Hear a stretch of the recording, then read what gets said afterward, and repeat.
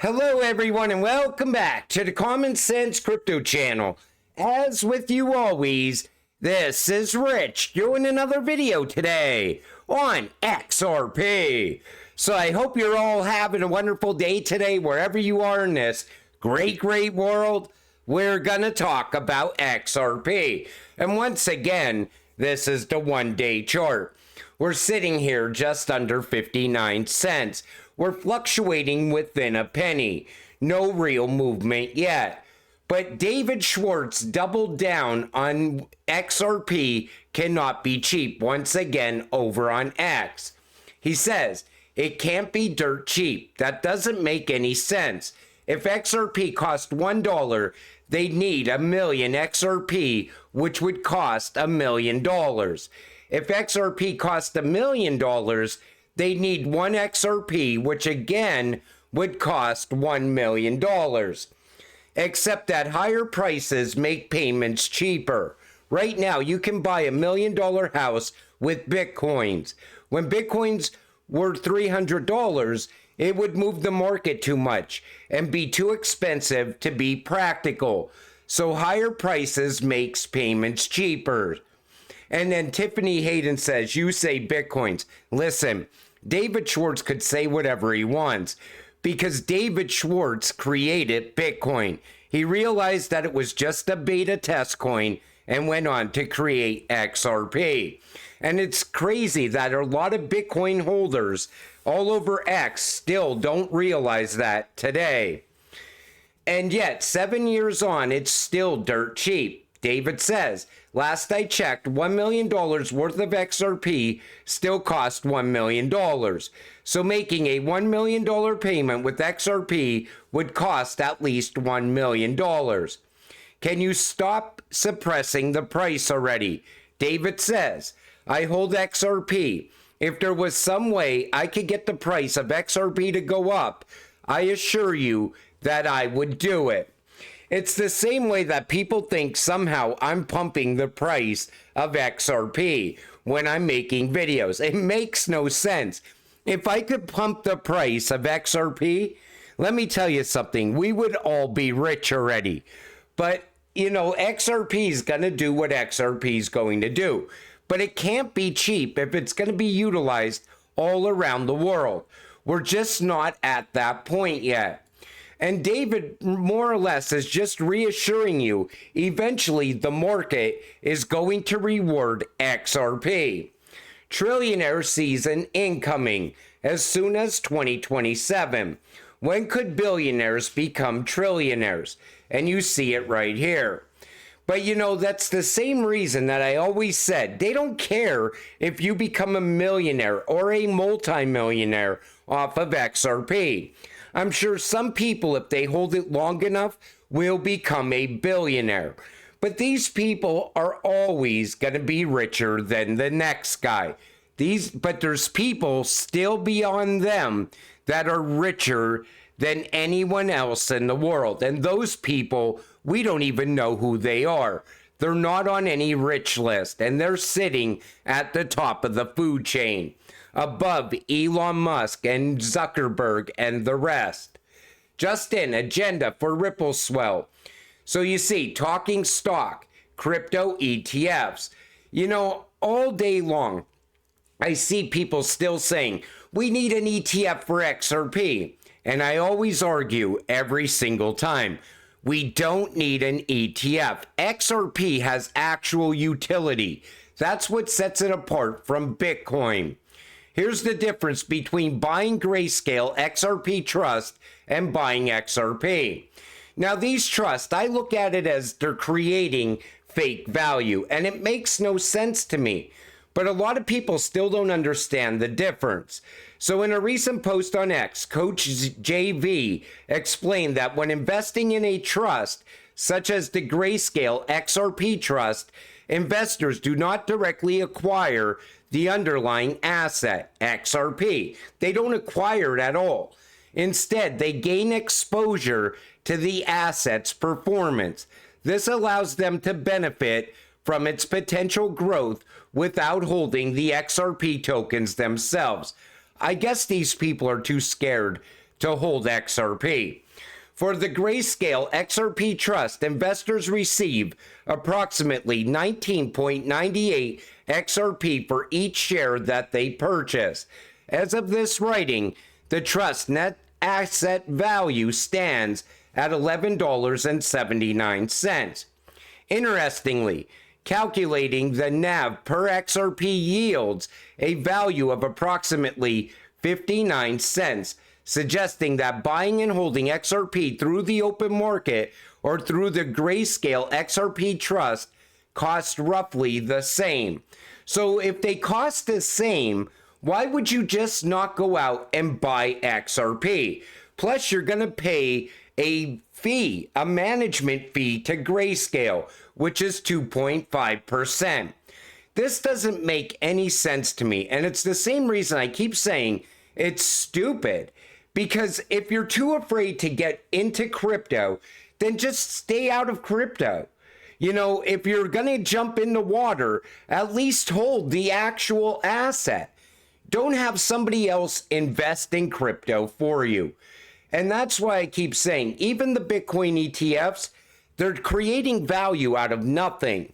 But here's Robbie Mitchnick from Blackrock. He says they put digital asset space into 3 pillars, and they're not here for Bitcoin. Take a listen. Yeah, well, when we look at the digital asset space broadly, we put it into 3 pillars from a BlackRock perspective, which is crypto, stablecoins, and tokenization. We think all 3 of those are important. And when you look at what we've done, they kind of map across those 3. Tokenization is the longest time horizon to real adoption of the 3, for sure. And I think there's been some maybe overinflated expectations about how quickly or decisively this trend would play out. We're talking about a major transformation potentially of capital markets infrastructure that affects all types of entities across the value chain. That's not going to come easily or quickly, right? So we're starting to see some development that suggests that this is working, that there's client demand, that the utility of being able to hold a TradFi investment exposure in a digital asset wrapper is actually compelling to investors, certainly to some of our clients. But in hindsight, it was kind of always going to be the case, contrary to what some had thought, including myself originally, that before we would move trillions or tens of trillions in assets into this new technology paradigm, that actually first institutions were going to get comfortable with small exposures to crypto itself, understanding wallets and blockchain-based settlement and being comfortable with the risk controls and infrastructure supporting that. So that's kind of what's happening. You're seeing more institutions get into crypto a little bit, and that I think is helping to pave the way one day for a broad-based transformation in tokenization. So what he's saying is, through the Bitcoin ETFs, they're allowing these institutional investors to become accustomed to crypto and blockchain.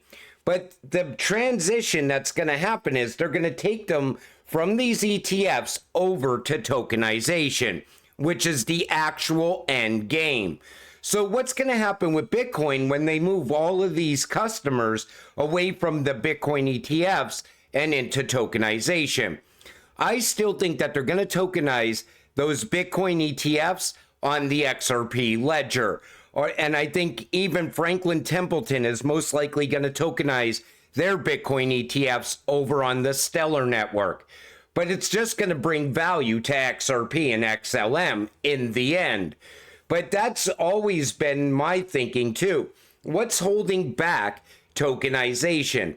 It's institutional adoption and regulations, because we're not going to get institutional adoption without regulations first. Yes, FedNow is one of the methods to deplatform crypto businesses via Operation Chokepoint 2.0. This will put the blockchain space in a liquidity bind. This is true because FedNow will be able to speed up the process of fiat to crypto outflows in ways that current crypto companies are unable to. Remember, networking effects over the next year. Exactly. Here's what I see happening. I think what they're trying to do is they're trying to clean up the crypto space. In other words, there's a lot of cryptocurrencies out there that really have no value, and they're just blatant rug pulls. Look at meme coins. I think what they're trying to do with Operation Chokepoint is get a path forward for certain cryptocurrencies, and then eventually they'll just get rid of the rest. Like that 99% of crypto will disappear. But again, it's going to cause a need for crypto regulations. All roads lead to crypto regulations. Everything you see playing out right now. Why will central banks use the Interledger Protocol? The ILP addresses all the common blockchain deficiencies. While banks appreciate many aspects of blockchain technology, not every feature aligns with their internal processes.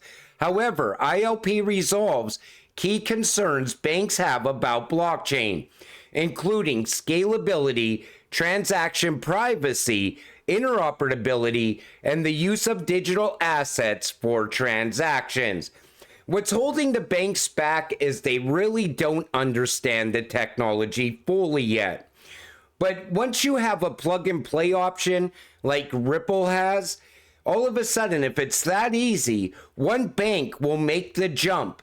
And then all of a sudden, all the other banks will have to go in that same direction. And that's what we're waiting on.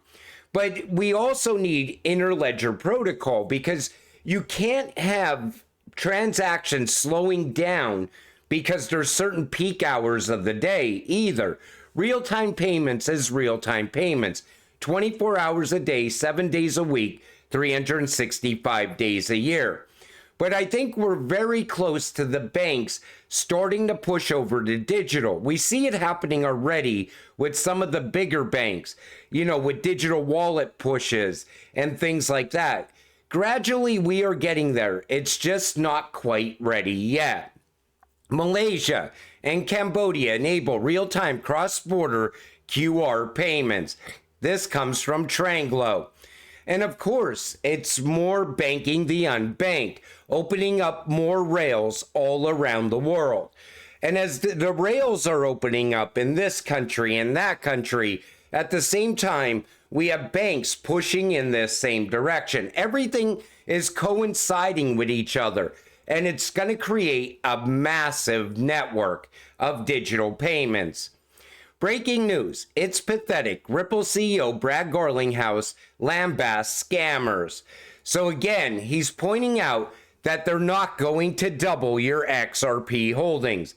His latest warning comes after the YouTube channel of the Supreme Court of India was compromised by bad actors in order to promote an XRP scam.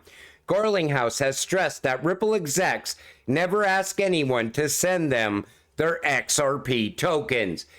I stress this all the time. We are way too close for you to lose your crypto. Don't fall for the scams and stop interacting with the bots. I still see a lot of you doing it. The bots are only trying to take your crypto. Don't interact.